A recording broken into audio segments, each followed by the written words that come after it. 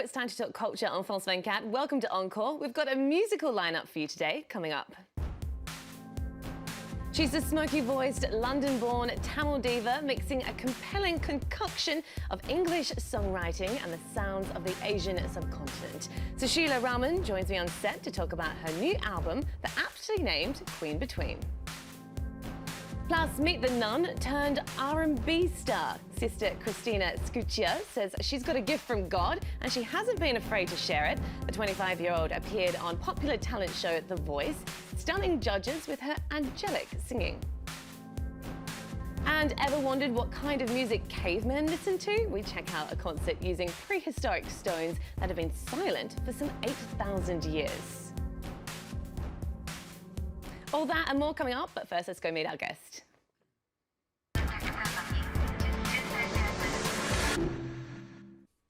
SUSHEELA, welcome to the show. Great to have you with us. Thank you for having me. Yeah. So you're currently on tour and you've just released your 6th album, Queen Between. Now, your music really defies definition. You can't really put it into any definitive genre. You merge different musical styles from classical Indian to folk, blues, rock. Does that explain the album's name? Are you the Queen Between? Well, the Queen Between could be me. It may not be me. She may be queen or she may not be queen. She's somebody who lives between worlds, is slightly ambiguous because she doesn't exactly conform to a category. Almost like a kind of a half man, half woman or something like that. But, you know, there are a few different meanings. And one is like music, you know, music being the threshold of, you know, music having the ability to transport you to a different realm. Now, talking about taking it to another realm, okay. I read that you were actually inspired for this album after reading the book The Golden Bough. Yes. Can you explain a bit more about that? Is there a central theme to this album? Yeah, I mean, a lot of the lyrics were quite inspired by The Golden Bough, which is a book by James George Fraser. It was written in the late 1800s. And, you know, it's a sort of a study of magic and religion. And what's really great about it is it doesn't have too much analysis in it. So your imagination is really left free to kind of... you know, do its thing. So it's yeah, it's a lot to do with sort of you know, inspired by stories and by ideas in Fraser. Yes. All right, well, let's give our viewer a taster of the album now. This is one of the tracks off it. It's called Corn Maiden. The days of work to be done out in the fields under the sun. Who could it be to pick the last one? To pick the last one. The corn maiden come. The corn maiden come. The corn maiden come. Here now, the corn maiden come. The corn maiden come. You have such a distinctive voice, as we just heard there. You started singing at a very young age. You grew up, your parents wanted to hold on to their Tamil culture, so you grew up listening to Indian classical music. This album features collaborations with Indian and Pakistani musicians. Is your music a way for you to get in touch with your roots? Explore your heritage? No, it's more like, it's actually, I'm very drawn to very psychically intense music, you know. So I went to work in Pakistan with Sufi mystical music, Islamic mystic music. So that was, you know, it's very intense music, you know, and so that sort of fuels my work, really, sort of travel and you know reaching out for something very psychically intense. And how is it interpreted when you perform these kinds of songs that you reinterpret traditional classical songs in India, for example? Well, it's been mixed. I mean, not so much at the moment because this album is completely in English, but previously I mean, opinion is very polarized, actually. Some people really are pro it, and then some people are very against it, you know. I can imagine. Yeah, especially with the religious work. And it was really when you started to work with guitarist, producer, and now your husband, Sam Mills, that you started to really fuse these different styles of music together. How much of an influence has Sam had on your music? Oh, huge influence. Yeah, he's my hugest critic and and you know, fan, I would imagine. Yeah. I guess. I'm his fan as well. Yeah, he's a huge influence, like in terms of... he's been... one thing that's been really great, he's sort of allowed me to evolve as an artist, which has been really wonderful from, you know... I've changed. I change with every album, and I've changed so much from the last album to this one. And then he allows that change and supports that change, which is really great. Talking of changing from album to album, I read a rather fantastic description you said about this album, saying that it was a psychedelic London post-rock psychedelia scorched by the deserts of Rajasthan. Can you explain a bit more? Okay, what you mean well, so the Scorched by the Deserts of Rajasthan is to do with the band that I'm working with at the moment, and the band that I'll have on tour in Paris and London, and there's some really extraordinary guys from Rajasthan. So we've been working with them for 4 years. So that's the Rajasthan part, and it's very hot. Their sort of percussion is very full of heat. And the spiritual furnace of the Sufi Qawwals is actually just digging into, you know, like being in that Sufi Islamic mystic world.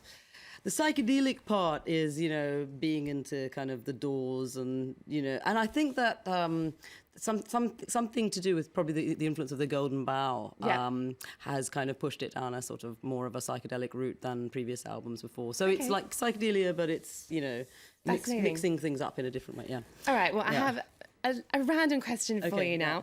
What do you think of music talent shows? Do you think they're a good platform for young artists? I think they're really awful, and you know, and I think they're just so bad for. I mean, because I think that, you know, if children kind of need to set, you know, if children think that is the way that you make music, then all right. I think well, love them or loathe them, music talent shows have propelled many singers to fame, and maybe this is one to watch out for. Judges on the Italian version of The Voice have described Sister Cristina Scuccia as singing like an angel. Aurore Dupree meets the nun turned R&B star.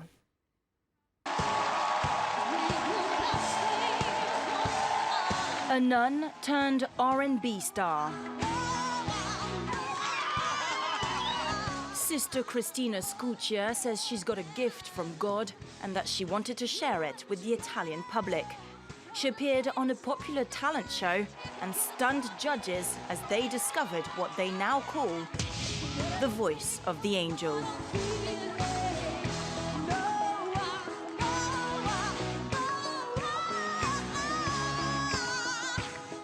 Sister Cristina is 25 years old. She's a member of the Ursuline convent in Milan and says she's always loved singing.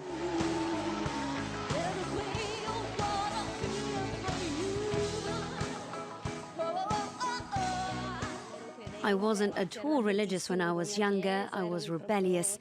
My superiors themselves encouraged me to audition.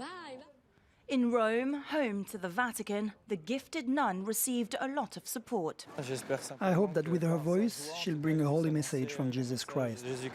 If she felt it was the right thing to do good for her, it shows we're just like everyone else. Sister Christina's performance went viral on the internet, hitting more than 30 million views in just a week. Her dream, that one day Pope Francis himself gives her a call. SUSHEELA, your music borrows a lot from ancient musical traditions. Maybe this will give you a bit more inspiration. I don't think your music goes quite back as far as this, though. In a world first, history lovers in Paris have been treated to the same music as cavemen. Prehistoric instruments, known as lithophones, have been displayed in Paris's History Museum for a century. But it's only recently the ancient stones' musical properties were discovered, as Catherine Clifford explains. Listening back to the music of cavemen, these ancient stones revealed their dulcet tones in concert after 8,000 years of silence. For a century, they lay in a museum, taken as pestles for grinding grain, until somebody noticed their musical potential. My intuition told me that if we put it on two resting points, as one would with the violin string, and play on it, it would resonate. It's a typical example of a sound being played on a musical instrument. After a decade of work, this concert is a world first. Professional percussionists carefully play 22 of the instruments, performing a musical tale at Paris's Natural History Museum. It's an incredible opportunity to first of all discover these stones and then to be able to play on them and to put my interpretation as an artist on this new array of instruments. We put them in order from the lowest to the highest sound so as to be able to organize our concert. These are stones that resonate, so they're musical stones or lithophones.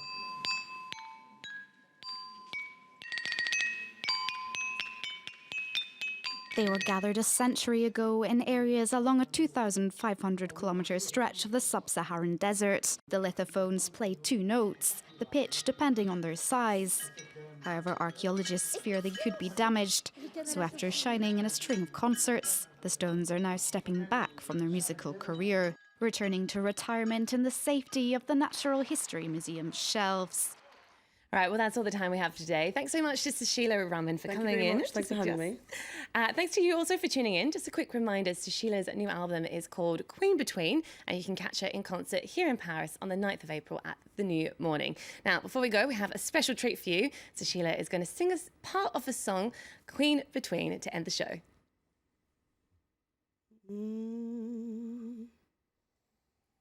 You may be queen of whatever may come or may never have been.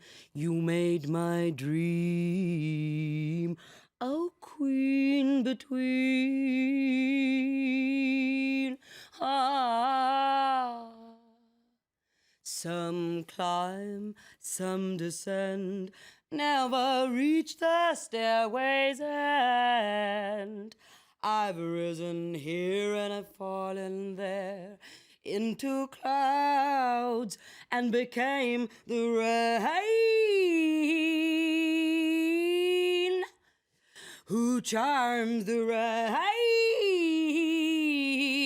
Yea, who charms the rain and reigns unseen, the queen between, the queen between, who charms the rain and reigns unseen, the queen between, the queen between. Ooh.